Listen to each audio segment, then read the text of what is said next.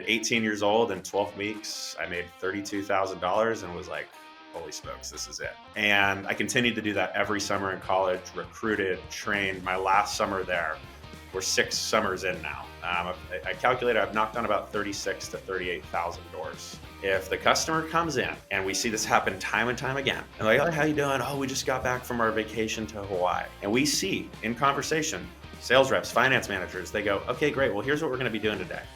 And they don't even just sit there and go, oh, where'd you go? Where'd you come back from? What'd you do? How long was it? Oh yeah, I could tell you got a little sunburn. You have too much fun. It just, there's no relationship. Now, some finance managers are great at that. And so what we see is there's a correlation between closing score and building rapport. If you do great by building rapport in the beginning, you have opened the customer up, they like you, they trust you. And when it comes to the close, things go significantly smoother. This is one of the largest purchases, probably the second, for a lot of people could be the largest, and some people could be the second largest purchase they'll ever make. Yep. Celebrate the damn thing. You guys have not only recorded tens of thousands of in-person conversations, probably hundreds of thousands of in-person conversations. We're talking millions. Millions. You've recorded millions of in-person conversations. Welcome to the Shift into Profit podcast, where leaders come to evolve, teams come to improve, and dealerships come to grow.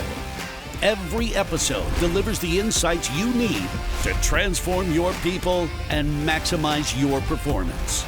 Let's shift your store into a new level of profit. For years, I've been saying that we have a process problem in our industry. We all talk about the road to the sale or the service write-up process or F&I menu process, but very few dealerships actually know how well their teams are following those steps. A process is only as good as how well we can measure it. Think about it. As an industry, we spend massive amounts of money and time getting customers to walk into our showroom or service drive and shake our hand. But the only thing we have to determine whether we did a good job is a checklist. Did we greet them? Did we qualify? Did we present? Did we touch desk? This is not measurement. This is guesswork, and the team at Siro agrees with me. That is why Siro created a way to record and analyze every in-person sales, service, and F&I conversation and report back to management exactly how each team member is performing against your process, not Siro process, your process. The system is fully customized to your store, your expectations, and your steps to the sale or service. Every conversation is mapped. Every step is measured. And that is only the beginning. Siro also provides real-time feedback and coaching notes that help your people get better with every customer they speak to. That is not just another cool tool. That is a way to moneyball your business. You're finally able to measure every at-bat so you can process your way to profitability. To learn more, visit Siro, Siro.ai, and make sure to ask them for the Strategy with Jason discount. Now back to the show. Hey, what's going on, Automotive Nation? It is Jason Harris here, and thank you for joining me for another episode of Shift into Profit. Well, where I get to talk to, frankly, anybody and everybody I want to talk to what it actually takes to get us into a profitable state across all departments. And I got a guest with me today. Actually, I'm not going to call it a guest. I got a friend with me today. I get to hang out with this person on a pretty regular basis and do some pretty cool, great conversations, really dive into some deep strategies. So I got the one, the only, the oh so famous. He paid me to say that, by the way. I have Gavin with Siro.ai. Gavin, what's up, man? How you doing? Did I do that okay? Am I right? Yeah, Jason, as always, you nailed it. And very excited to be here. This should be a fantastic conversation. So let's do this thing.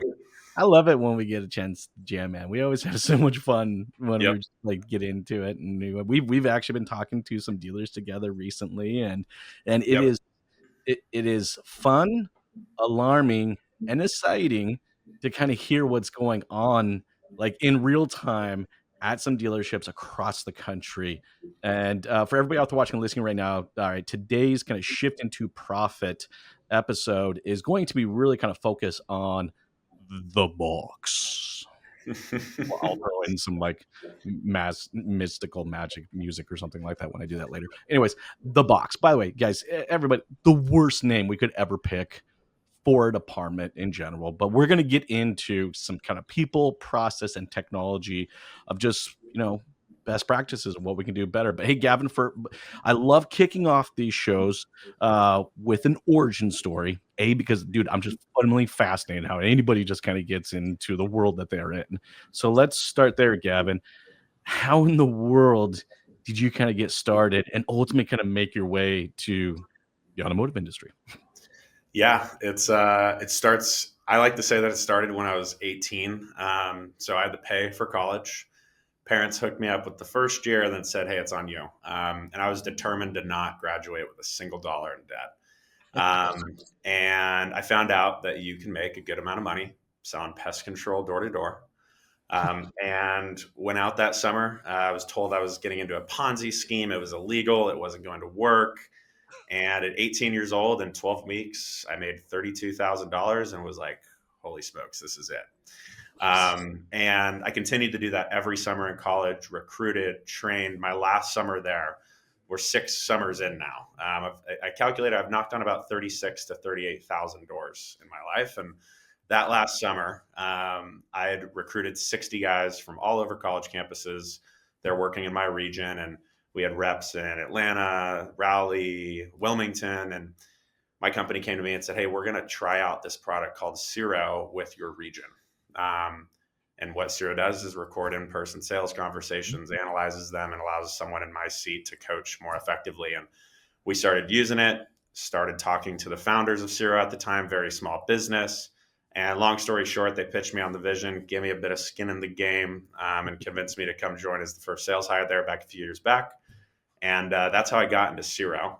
Happy to dive into the auto story. It's also very cool. But any questions, thoughts? Yeah, no, dude, like I love, and you're going to hear a lot more about me talk about Siro in other episodes and stuff like that. I think any technology that I call people technology that empowers a person to ultimately do better is phenomenal. And for everybody out there watching and listening, I mean, you guys just think about this for a second. For all the time, money, effort, and just stress that gets put into bringing people into this one singular moment where I have to go, "Hi, my name is, and welcome to ABC." There's just not enough technology. There's not enough effort, strategy, processes around that space. And we know it's one of the most important. I do want to get into how in the world you guys chose the automotive vertical, because you guys work in some other really cool verticals, but I'm just curious, man, like why auto? Yeah, I mean, what we've realized is if you have an in-person selling conversation, yes, there needs to be prompting and we need to make the system work for your needs, but you could be selling HVAC equipment, solar panels, home improvement, be a B2B, consumer packaged good distributor selling this to gas stations. If you're selling something in person, Siro can fit in that and provide all the value that it does once you start recording those conversations. How we got into automotive, our first partner in the space. Long story short, there was improper disclosure happening there. Guardian Dealer Services, Jason Lunt, he's my boy. If he hears this, Jason, you're the man. And, he was working with a group, and one of his products got pulled out because finance managers were, doing a proper disclosure and not selling the product as it should have been. Bad actors, yeah. Yes. And, their product got pulled out, and that got him to thinking, how the heck could I have stopped that? And he was thinking, okay, well, if I recorded those conversations and I had the data, I can get in there and fix these problems before they become a real problem. And they actually started to try and build Siro themselves. And then long story short, found us, and we partnered with those guys to solve this need for, compliance and training is so top of mind, especially in the box. And it was just such a turnkey fit. The product did what they were looking for. And here we are, that was back in March or April when we first chatted. And now there's dozens of dealers using Siro, TPAs, we got to keep a hush hush who we're with. They've asked that, but we've got pilots off the ground right now. And we're here to increase, performance and make sure, finance managers are doing the right thing in the box. In the box. And by the way, it still blows my mind we call it this thing. Gavin, I was telling you, I was actually at a dealership recently, and I watched a salesperson. Now, granted, the sheer like face of horror on their face when it came out of their mouth was Yeah. all telling, right? They actually told the customer, "Hey, Mr. Customer, hey, congratulations on purchase. I'm so excited for you. It'll be just a few minutes. We'll get you in the box and then we'll get you out of here." And I could just see the look on his face go, "Did I just say that out loud? Did I Yep. really just say that?" Look, I was an F&I manager, all right? I was actually an F&I director, at one point where I was overseeing, multiple locations, multiple F&I managers and coaching. I understand, and I appreciate the fact that how you guys got into it. I appreciate the fact that it did come from kind of a compliancy issue, right? Because there are some bad actors out there. There legitly are. I mean, I can train and coach all day long on the best practices and things that we ultimately need to achieve. But let's face it, right? There is a large opportunity to generate a large amount of revenue in there, and when that happens, it can draw in some bad actors. So, I love getting into these podcasts, kind of breaking down to people, process, technology, and this is kind of a perfect segue kind of into our first topic is around people. Hmm. I mean, you guys have not only recorded tens of thousands of in-person conversations, probably hundreds of thousands of in-person We're conversations. talking millions, millions. Millions, sorry, millions. You've recorded millions of in-person conversations, and I'm sure that you have seen, the good, the bad, and the ugly when it comes to people before they even have a good piece of process and technology. I'm just Yep. curious from your perspective over the years, right? What makes, that good salesperson a good salesperson from a people perspective? Yeah. The first thing we see pretty consistently is so one of the things that we do for people unaware, like Zero can grade soft skills in conversations. So you're looking at building rapport, closing, objection handling, negotiation, and we grade those soft skills. And it's funny, a lot of groups and a lot of companies that we work with, they're so honed in on this closing aspect, like what's our score on closing? Yes. And it's super important. You have to be great there. But what really sets up the close, and we see this consistently in reporting and data, is how well you build rapport. If the customer comes in, and we see this happen time and time again, and like, oh, how you doing? Oh, we just got back from our vacation to Hawaii. And we see in conversation, sales reps, finance managers, they go, okay, great. Well, here's what we're going to be doing today. And they don't even just sit there and go, oh, where'd you go? Where'd you come back from? What'd you do? How long was it? Oh yeah, I could tell you got a little sunburnt. You have too much fun. And just there's no relationship. Now, Yeah. some finance managers are great at that. And so what we see is there's a correlation between closing score and building rapport. If you do great by building rapport in the beginning, you have opened the customer up, they like you, they trust you. And when it comes to the close, things go significantly smoother. And that's like one of the key things we see consistently across every single industry that we work with. And it's especially, noticeable in finance conversations. You got to get that trust. And how you can Yes. do that is build rapport. I know, no, I'm 100% with you. I mean, it's one of the core things that I would train and I would coach on. One of the things I put out there is guys, be human for a moment. All right. Yeah. This is one of the largest purchase, probably the second, for a lot of people could be the largest, and some people could be the second largest purchase they'll ever make. Yep. Celebrate the damn thing. Okay. I mean, it blew my mind. Just recently purchased a brand new Kia Telluride from my wife. I mean, I felt like I was walking into a box. I mean, it was so gray and dark and like I'm just like going like, is this like a cave in the back of the dealership? Like, guys, celebrate this. This is exciting. Make it exciting. Congratulate them. I don't know, get some balloons, throw some confetti, like make this thing a freaking party. Like this is exciting and it should be exciting.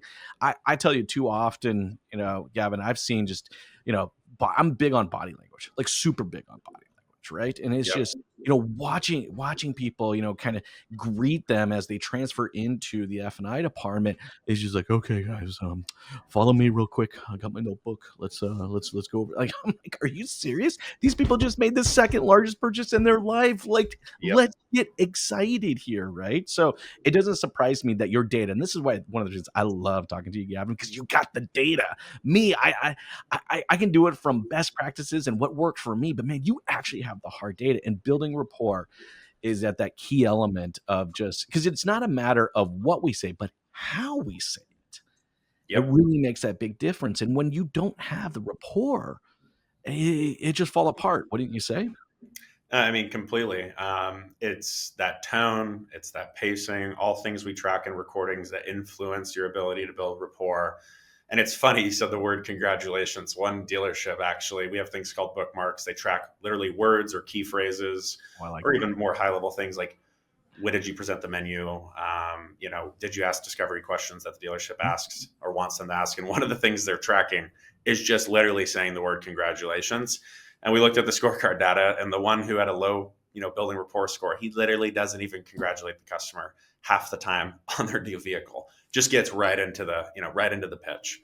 And yeah, it's so important. You got to win people over before you start, pushing product on them. Look, this is a people business for everybody out there watching and listening to this. You know that it's a people business. You probably say that term on a pretty regular basis, right? So it's like, if you're not training your people to build that rapport, to make this a memorable and exciting experience, guys, this is exciting. This is a big deal. This doesn't happen every single day. And it's not like me going out and buying a pair of jeans. Like, this is a big deal, and it should be celebrated and fun. And what a beautiful and perfect place to do that when they come into the F&I office. Now let's get a little bit into the process, because I love people, I love finding good people, I love coaching good people. But man, those people are only as good as the process that they have to go and execute on. Uh, you seeing millions, I mean literally millions of conversations out there. What have you seen from a process perspective that in maybe the automotive space we could actually be doing better?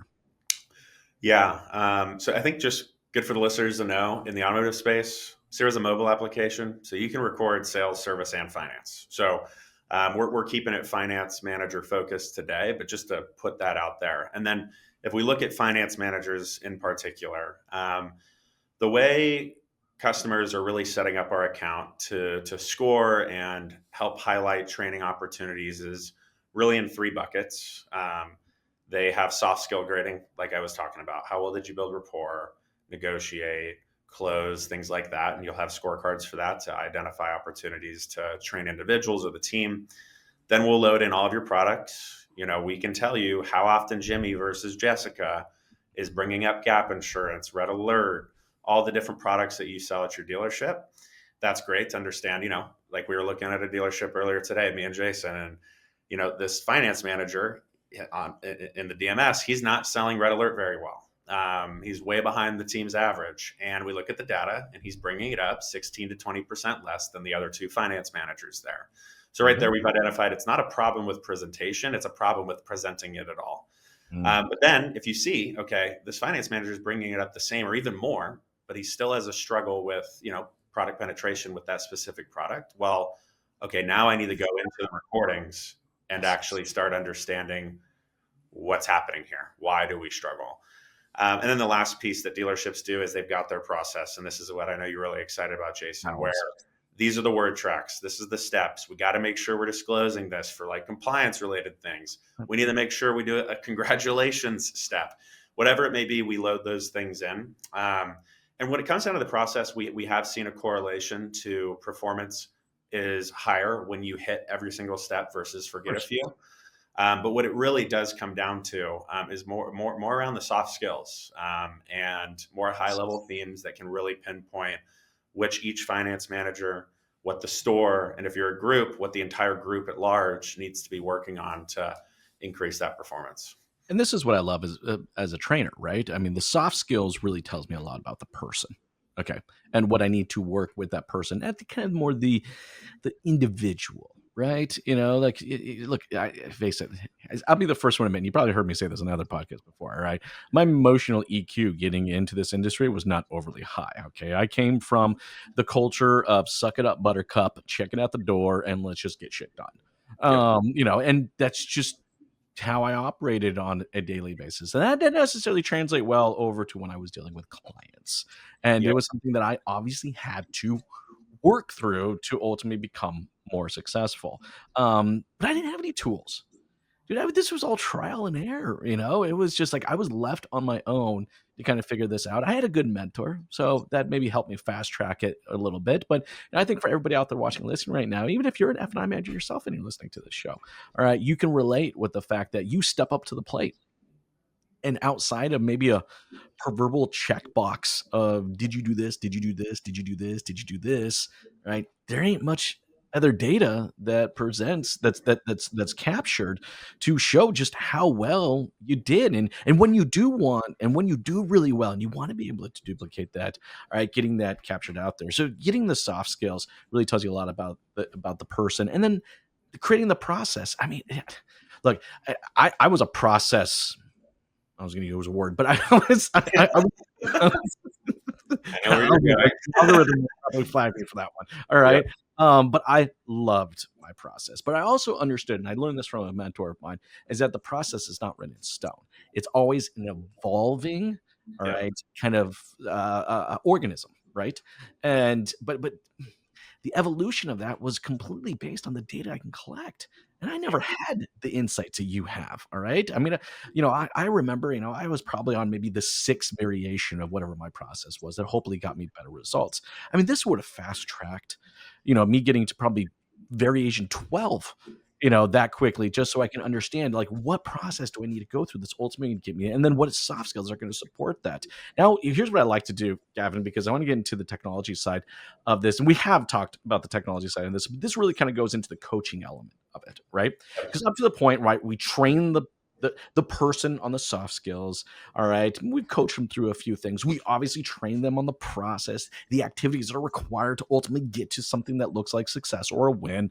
Right. But then this is where I feel like a lot of dealerships fall short is the actual coaching element of it. It's and I think for everybody out there watching this right now who's a leader in you're in the dealership right now, you're in that leadership role. I know you have good intentions. Okay. So I'm not totally blaming you for not necessarily going out and there coaching, but I understand that you're wearing six other hats and it may not always you have the time to be able to do it. But let's talk a little bit about the approach to coaching that you guys have created and just how much easier you make it for automotive dealerships. Yeah. So a ton here. Like we've got actually a ton of groups that have been using cameras previously to record finance interactions and then switch to us because what we allow anyone who's going to be training, like we see GSMs get in there, we see GMs get in there, we see finance directors go ballistic for this thing. I can be in every single conversation just without even traveling to my different stores. TPAs love this because again, I can remotely listen in, train, and coach. And the cool thing is we don't want you to listen to the entire interaction. We would actually instruct you to do anything but that because you're wasting time.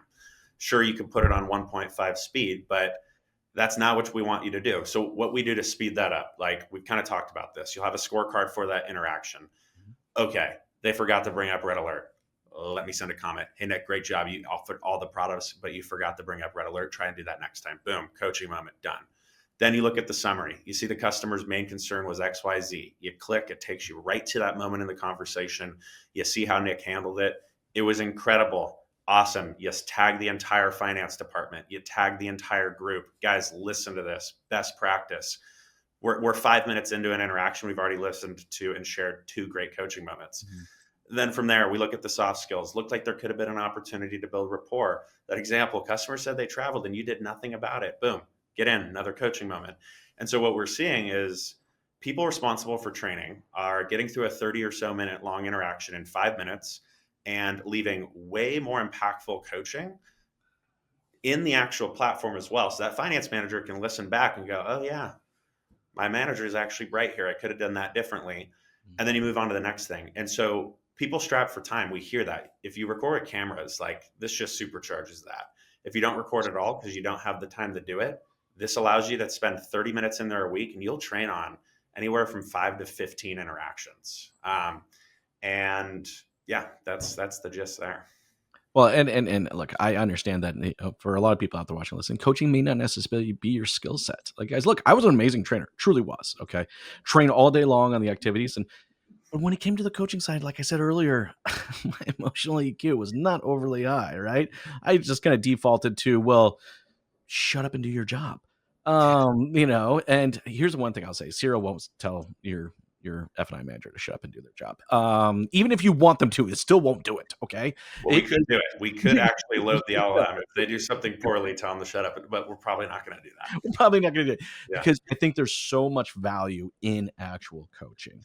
And so what you guys do from being able to provide that salesperson coaching at the end of every transaction just for themselves, but Yeah. now being able to give or empower the leaders inside the dealership to be able to quickly add to that coaching in there. And I love the fact that all this coaching is something that's mapped back to what the dealership's ultimate objective is in the first place. You guys didn't come into this industry with here's a box and you all better fit in it. No, Yeah. every single dealership is created differently and is and their system is designed differently. Dude, I love it so much. I think F&I managers out there, and if you're out there and you're a coach or trainer, guys, look, it's a people, process, and technology game. Okay. And I will tell you right now, I have worked with so many dealerships across the country, and when there's usually something that's not doing well inside an F&I office or any of the other departments out there, actually, it's either a people, process, or technology issue. One of those things are out of whack